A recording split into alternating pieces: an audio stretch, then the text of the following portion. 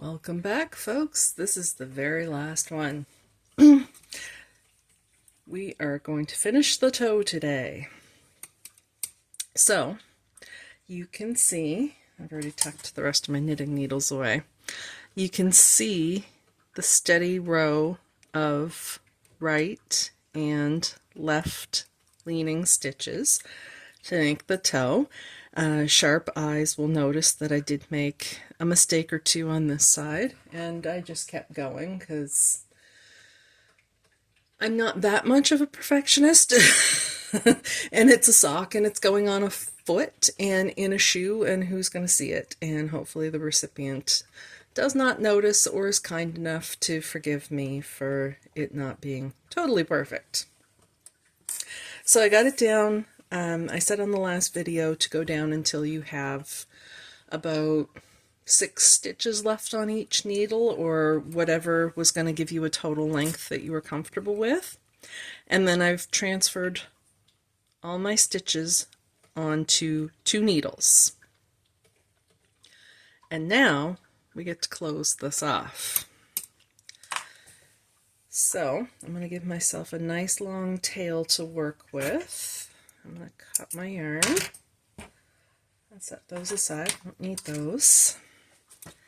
And now you can get these with any sewing kit, but it's a blunt-nosed darning needle. There's no point, so you don't have to worry about stabbing yourself, but it has a really big eye so that you can easily thread it with yarn.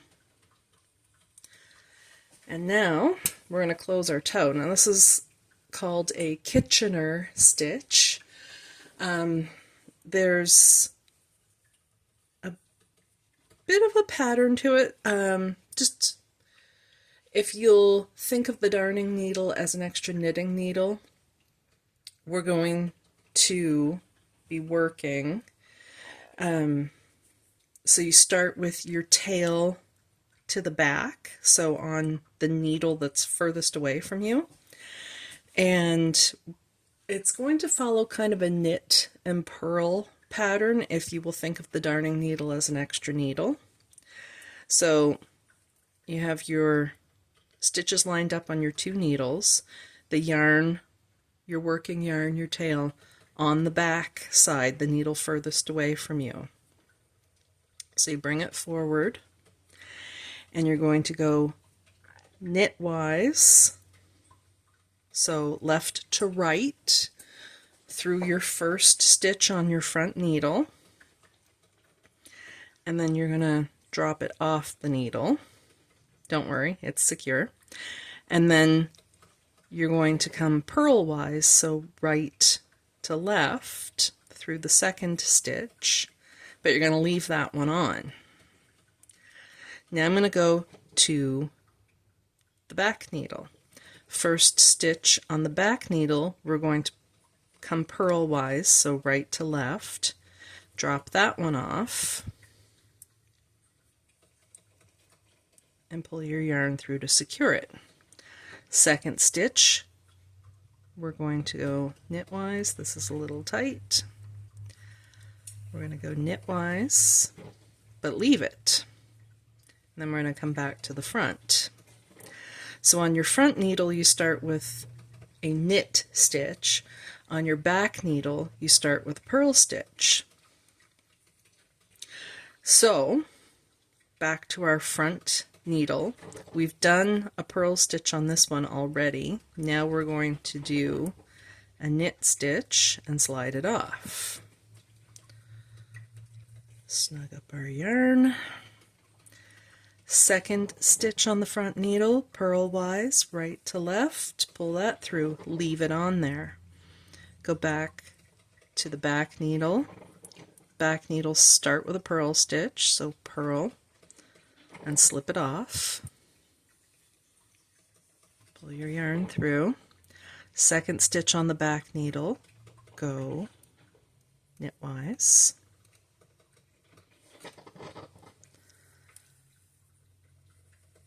Pull it through, snug it up, but leave it on there. Now we're just going to keep repeating this pattern, so back to the front, First stitch, knitwise, slide it off the needle. Second stitch, come through purlwise. I apologize, my coffee perk is running in the background if you can hear it. Back needle, first stitch, purl and drop it off. Second stitch, knitwise, but leave it on. And then we just keep repeating.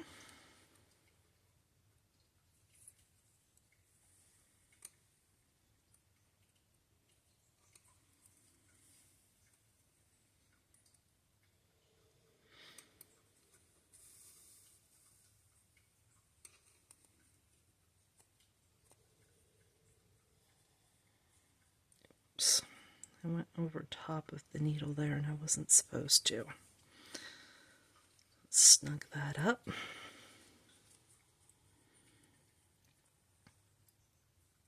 And yes, I went knitwise through my back one. All right.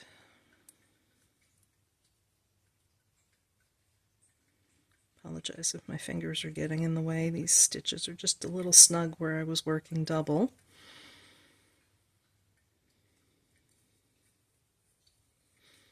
And you can see, I know I'm doing a lot of rearranging and tugging as I go here, but you can see now that I've dropped a few stitches off the needle,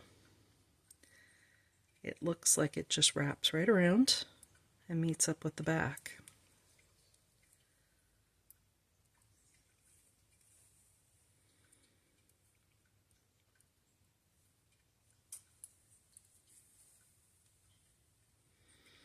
Just pay attention when you go to the back needle. I'll show you what I mean here in a second. All right. When you're going from back to front or front to back, make sure that your working yarn comes underneath your knitting needles and not over top, or you'll end up with extra loops and it just won't close off nicely. So always keep your working yarn under your needles. That was a mistake I just made on my last stitch because the yarn went, when I was going from the front needle to the back needle, my yarn went over top of the front one, like that. And you don't want that to happen because then it just doesn't look nice.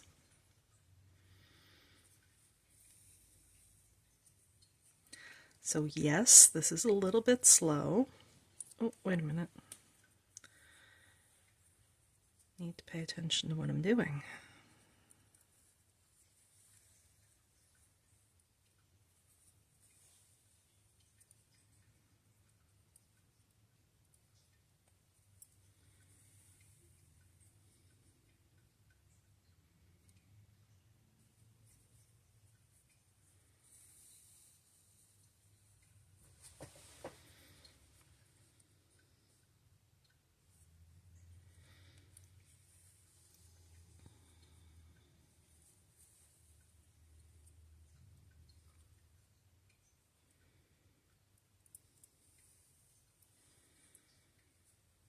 Just keep snugging up your yarn as you go.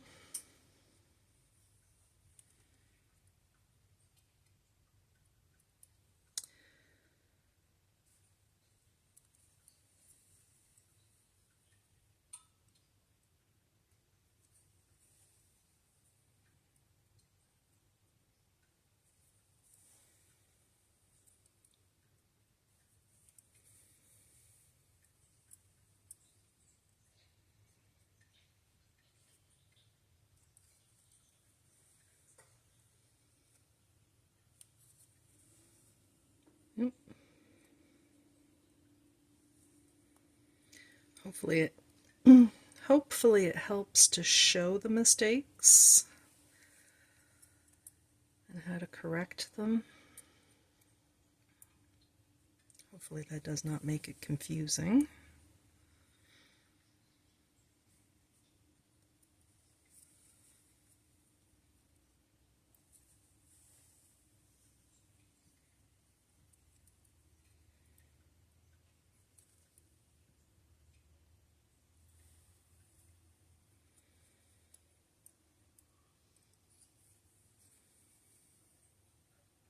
last stitches. Front one. So came from the wrong direction, darn it. Front one, knitwise, and drop it off.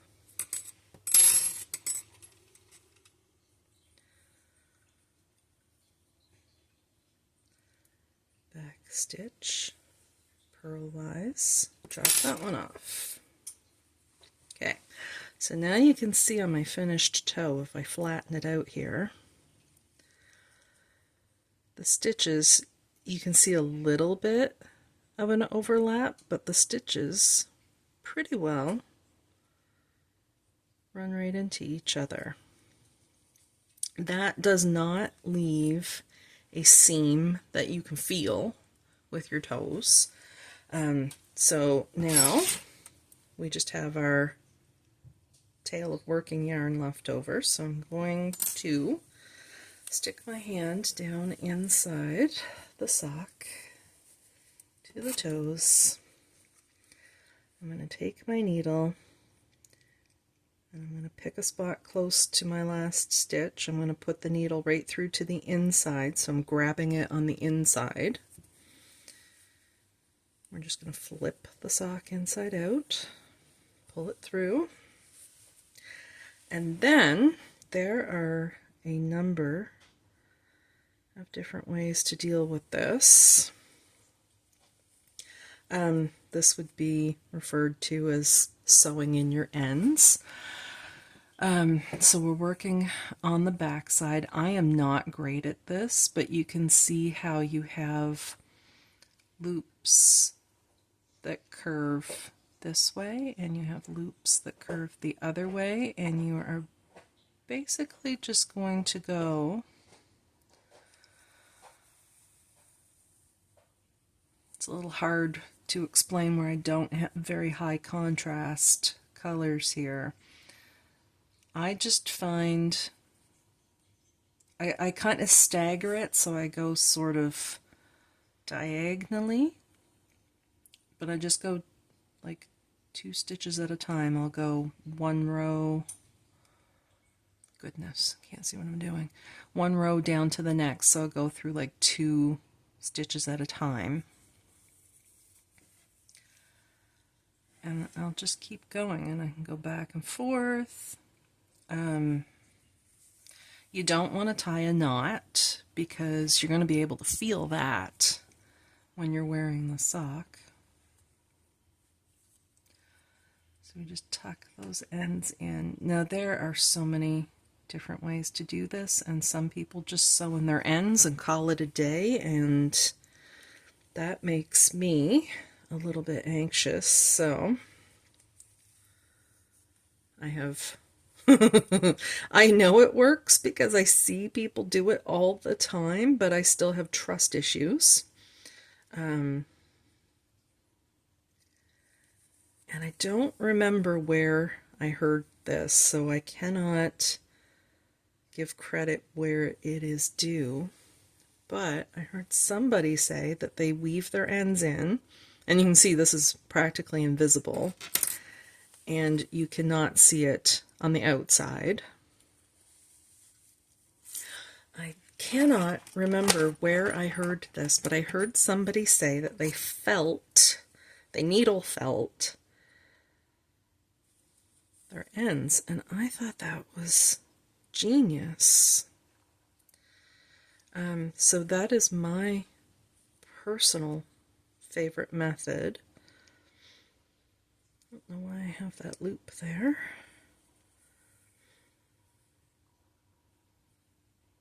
We'll just tuck that in. Okay, so you can get felting needles from lots of different places. I get mine from my favorite local yarn store. If you've never seen a felting needle before, this is it. I don't know if I can get my camera to focus so that you can see it, but the end of the needle does have a twist to it. Where are we, camera? I can't tell if that's focused. I apologize. The end of the needle is twisted, and I don't know if you can see the light glinting off of little spots there, but there are little barbs. There's little nicks in the edge of the needle, and that will grab the wool fibers, and that will tangle them together, felt them.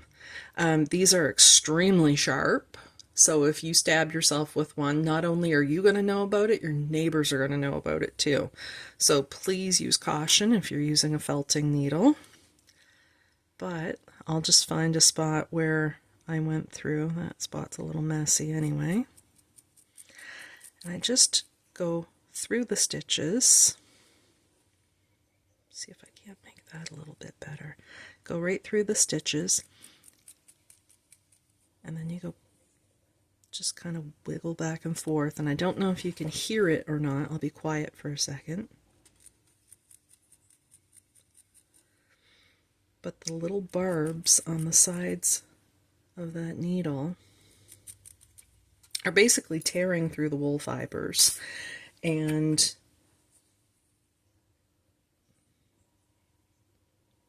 what's the word I want? Just kind of tangling them together so that they knot in on themselves, and like that won't come apart. And there's also no knot, so there's, yes, it looks a little rough right there to look at it, but you can't really, I can barely feel it with my fingers. I'm not going to feel it with my toes. So you can repeat that with any other loose ends that you have. Like for instance, if you did your heel double like I did, you'll have a few ends to deal with, and you'll have your original cast on tail from your top cuff. So I will repeat that same process with that. I'll just use the darning needle and I'll weave that yarn down through. I'll weave it down through my ribbing, and then I'll felt the end of it. And there you have it. Obviously, I still need to wash it. If you hear people refer to blocking when they're knitting, it's you wash your finished object and then you mold it into the shape that you want it to be. So if you have to pull or tug or reshape it in any way or form, you do that while it's wet after you wash, like once it's washed, and you squeeze out your excess water. And then you lay it out to dry and you shape it the way you want it to be, and then you leave it that way until it's dry, and that's referred to as blocking. I do not get that fancy. I put my socks inside like a mesh bag, like that you would wash tights or pantyhose in, and I toss mine in the washer, and half the time I throw them in the dryer too. That makes them come out lumpy, bumpy, and weird, but once you put them on your foot, nobody notices.